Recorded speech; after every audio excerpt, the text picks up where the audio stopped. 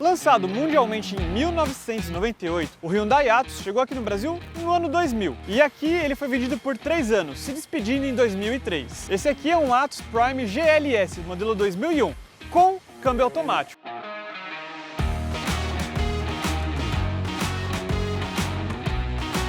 E uma curiosidade, esse aqui é um dos menores carros já vendidos aqui no Brasil. Ele tem apenas 3 metros e 49 centímetros de comprimento. É muito pequenininho. E o lado bom dele ser tão pequenininho assim é que ele cabe em qualquer lugar e ele é um ótimo carro urbano. E outro lado positivo é que esse carro ele é completinho. Tem ar-condicionado, direção hidráulica e, como já falamos, ele tem inclusive câmbio automático, que é uma coisa que todo mundo está procurando hoje em dia, principalmente para andar na cidade. Bom, vamos falar aqui sobre o estilo do Atos. Praticamente ele é uma minivan.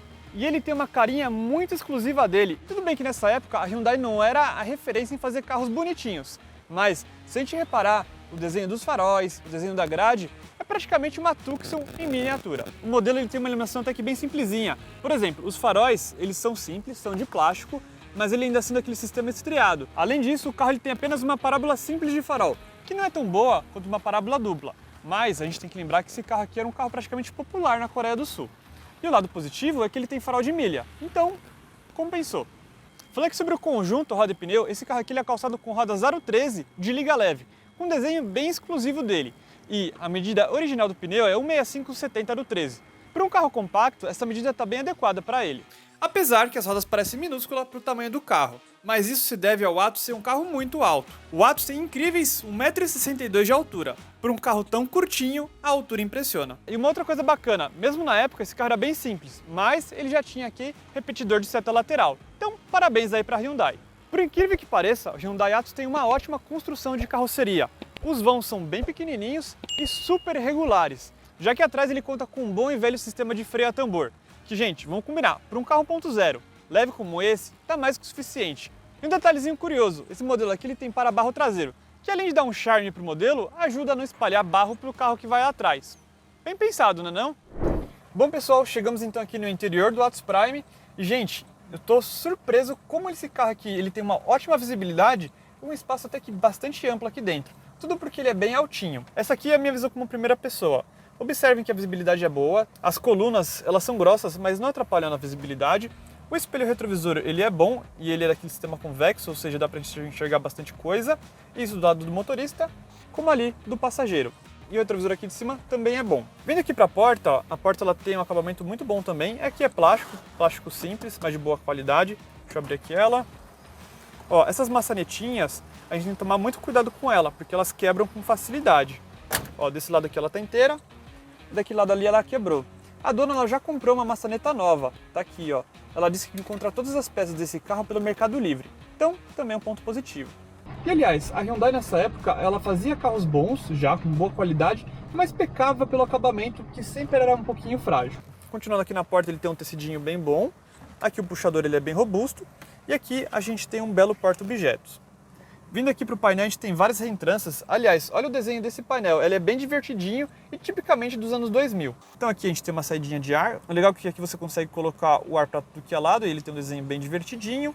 Aqui é a saidinha de ar para não embaçar o espelho retrovisor, aqui um botãozinho sem atribuição, aqui a gente tem um alto-falante, ele não tem alto-falante nas portas, aqui a gente tem um porta-objetos e ali embaixo para abrir o capô. E uma outra coisa bacana, ó, esse carro aqui é um popular, mas ele já tem aquele sistema inteligente de tanto você abrir a tampa do combustível, como abrir o porta-malas traseiro, o que é muito legal. Vindo aqui pro volante, olha, é um volante bem grandão, legal que ele já tem airbag, ó, aqui a buzininha aqui desses dois ladinhos, ó. O painel de instrumentos ele é bem simplesinho, mas a gente tem que lembrar, esse carro aqui era um carro popular naquela época. Aqui a gente tem o nível de temperatura do motor, aqui a gente tem um velocímetro, marca até 180 km/h, eu acho um pouquinho otimista. Aqui a gente tem a trip total e aqui a trip A. E um detalhe curioso é que ele é todo mecânico, ainda não tem nenhum mostrador digital nele, coisas dessa época. E aqui a gente tem o marcador do nível de combustível. É um painelzinho simples, mas tem um básico para o dia a dia. Ali em cima a gente tem um reloginho, funciona bonitinho, o que é bem bacana. Acho que é a única coisa digital aqui no carro, no meio de todos os mostradores analógicos. Mais para cá a gente tem aqui o botãozinho do desembaçador traseiro e aqui o botãozinho do pisca-alerta. Aqui embaixo a gente tem o botãozinho do milha dianteiro, mais para cá a gente tem o rádio ele é um DIN só. E super comum para um carro popular e principalmente dessa época de carros de praticamente 20 anos atrás. E aqui embaixo a gente tem os comandinhos do ar. Aqui os comandinhos de ar já revelam um pouquinho a idade do carro, porque eles lembram muito os modelos japoneses dos anos 90. Então aqui você tem onde regula a intensidade do vento. Uma coisa boa, o ar desse carro tá gelando pra caramba. Aqui tá mó calor de São Paulo, deu uma chovida, tá abafado, mas aqui dentro tá bem geladinho, que é um ponto positivo. Aqui você seleciona para onde o vento vai e aqui a temperatura. E aqui nessa alavanquinha para você colocar o ar externo ou o ar interno. E aqui mais para baixo aqui a gente tem um acendedor de cigarro. E olha que curioso, o desenho dele é bem diferente. Eu até me perguntei do que era isso aqui. A dona que me explicou. Mais para baixo aqui a gente tem dois porta-copos bem pequenininhas. Aqui a alavanca de câmbio. A gente tem que lembrar que esse carro aqui ele é um automático de 3 velocidades. Aqui um porta-objetos. E aqui o console. Também tem um outro consolezinho aqui. Ele é praticamente uma minivan mesmo. Mas para lá a gente teria onde seria o porta-luvas, mas na verdade ele fica exposto. Também muito comum dessa época, era comum, o Ford Ka dessa época tinha o porta-luvas exposto, o Twingo tinha exposto, vários carros tinham exposto. Ele só seguia uma tradição daquela época. E uma coisa bacana, ele tem até um tapetinho aqui, emborrachado, aqui para você colocar as chaves assim, e além de não fazer barulho conforme o carro anda. Bem pensado, né? Aqui a gente tem um parasolzinho, ele não tem espelhinho, mas tudo bem para época, o bom é que dá para colocar o documento aqui, E aqui do outro lado tem espelhinho já, aí sim, chique mesmo. Falando aqui sobre os bancos, por incrível que pareça, eles são bem largos, não sei se dá pra mostrar aqui no vídeo, e são bem confortáveis, eu particularmente gostei bastante deles. O único lado negativo é que ele não tem umas abas laterais muito grandes, então em curvas assim você pode escorregar um pouquinho. Mas de novo, esse carro aqui é pra cidade, pra você andar calmamente, então pra propósito do carro tá tudo certo. E esse carro aqui ele tem um interior tão bem pensado, que ele tem duas gavetinhas, uma embaixo de cada banco, aqui é do motorista e ali tem a do passageiro. E dá para guardar bastante coisa aqui dentro, o que é muito legal. Bom, chegamos então aqui no banco de trás aqui do Hyundai Yatos. E gente, eu estou impressionado com o espaço aqui atrás, O banco ele está regulado para mim, eu tenho 1,70 de altura, e aqui me sobra 3 dedinhos.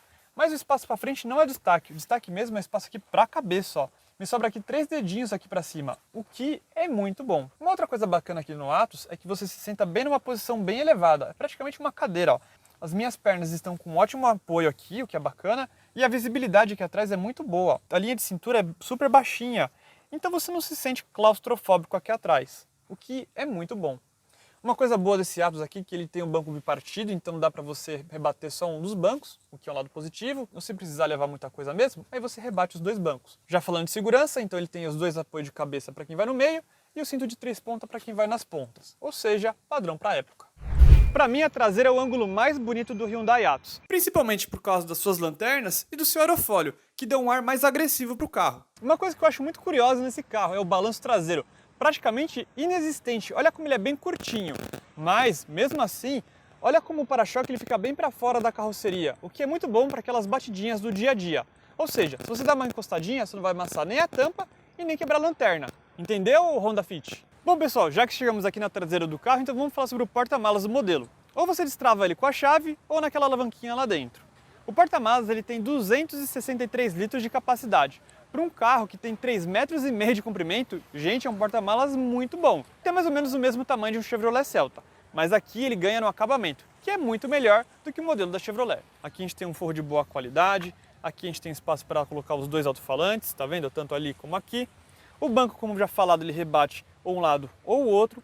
Para você acessar o step aqui embaixo, o step também é de liga, o que é muito legal. Olha como é tudo bem organizado. Então realmente a Hyundai estava de parabéns com esse carro aqui, porque é um compacto de 20 anos de uso, mas olha, tem recursos que um popular até pouco tempo atrás não tinha. Bom pessoal, chegamos então aqui na motorização do Hyundai Yatos. E gente, esse carro aqui ele surpreende em vários aspectos, mas eu acho que na motorização é o que ele mais surpreende. Isso porque esse carro aqui ele utiliza um motor 1.0, 4 cilindros, mas é o mesmo motor do Kia Picanto, que ficou bastante tempo em linha. Tudo bem que no Picanto ele é um pouquinho mais novo, um pouquinho mais evoluído, mas ambos compartilham muitas peças, o que ajuda em muito na manutenção. Falando em números, são 57 cavalos a 5.500 RPMs. Já, seu torque máximo é de 8,5 kgfm, isso a 3.100 RPMs. São números bons para épocas, mas tímidos hoje em dia. Mas como esse carro é leve, até que ele vai bem, mesmo com câmbio automático. E a gente tem que lembrar que esse carro aqui é um carro urbano. Bom pessoal, estamos aqui na cidade então com o Hyundai Yatos. E meu, que sensação divertida de dirigir esse carro. Principalmente porque ele é muito alto, né? Você sente uma posição alta de dirigir, você tem uma ampla visibilidade, os retrovisores são muito bons. E assim, a gente tem que lembrar que ele é um carro urbano, então por exemplo, para a cidade com trânsito. Um câmbio automático como esse é ótimo, o que é muito legal. Eu imagino que assim, para estacionar também ele deve caber em cada vaga, 3,5 metros de comprimento. Um Celta tem 3,70 metros, já é pequenininho, imagina esse aqui. Ó, falando aqui em desempenho, pelo pouquinho que eu tô andando com ele, um carro normal, 1.0, assim, até agora eu não passei de meio pé pisando com ele, e pro trânsito vai super bem. E de novo, é engraçado, um carro tão pequenininho você ficar tão alto dentro aqui dele, você se sente numa posição muito alta. Um Nivus, por exemplo, ó, ele tá parecendo que é menor que esse carro. Então se você que gosta de SUV e gosta de dirigir numa posição alta, você vai gostar desse carro aqui. Ó, a gente está aqui na região do Higienópolis e pelos buracos que tem aqui o carro vai super bem. Ó, até agora a gente passou por umas valetinhas, ele nem sentiu. Então é um carro bem adaptado. É lógico que, como ele não é um carro pensado para o Brasil, por exemplo um Celta, um Gol, um Uno, com certeza ele vai sofrer mais do que os nossos nacionais. Mas gente, que nacional por esse preço tem todos esses itens de equipamentos e um carro e um câmbio automático como esse? Se a gente pensar, um Gol só foi ter um câmbio automático ou automatizado para lá de 2010. Bom pessoal, falando aqui sobre o consumo de combustível, a dona me disse que na média entre cidade e estrada ela faz 14 por litro. Que, no tempo de gasolina cara como a gente tá, é um belo consumo, né não?